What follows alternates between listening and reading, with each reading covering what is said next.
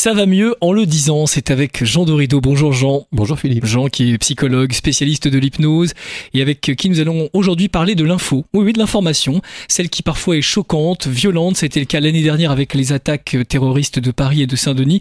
Et puis encore cette semaine avec le choc de l'élection américaine. Quelle bonne distance, Jean, prendre par rapport à l'actualité parfois brûlante?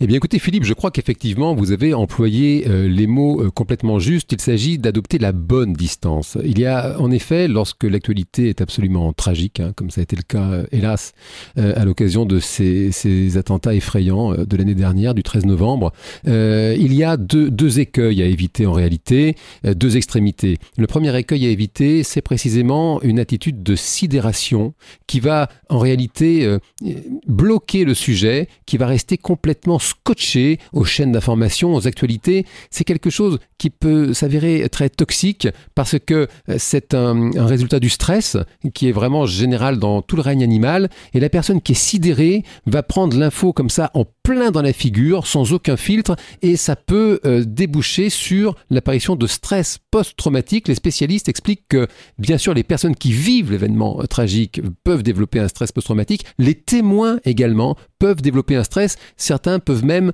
à l'occasion de ce genre d'événement, le fait d'être simplement témoin, cela peut réveiller de vieux chocs, un accident, quelque chose de difficile, ça peut réveiller de vieux chocs et déclencher à ce moment-là un stress post-traumatique. À l'opposé, on peut aussi dire qu'on coupe toute information quand ça devient trop violent. Ça, c'est aussi un risque. Oui, Philippe, c'est vrai, c'est aussi un risque. C'est ce que les psychologues appellent le déni.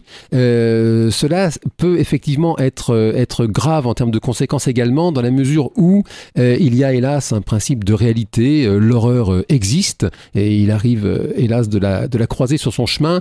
Et il est important d'accepter cette horreur pour la digérer, pour en guérir. Et quelqu'un qui bascule dans le déni va là aussi s'exposer au risque de couver un stress post-traumatique, comme certaines personnes incubent un virus. En réalité, la personne peut incuber un stress post-traumatique avec derrière des conséquences qui peuvent être très très ennuyeuses et handicapantes, troubles du sommeil, troubles anxieux parfois généralisés, et perte d'appétit, irritabilité excessive, et puis des attitudes dites d'évitement. On trouve des personnes, on voit ça hélas chez nos anciens militaires qui rentrent de théâtre d'opération extérieure, des personnes qui vont se replier sur elles-mêmes, qui ne vont plus réussir à sortir de chez elles, à prendre les transports en commun. Il est essentiel à ce moment-là, bien sûr, de se faire aider par des professionnels. On n'est pas tous égaux par rapport au choc de l'actualité.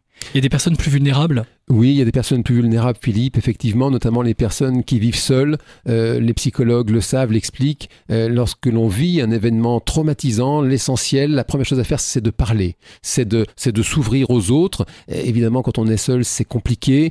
C'est l'occasion, à ce moment-là, autant que faire se peut, de se mobiliser pour aller vers les personnes que l'on aime.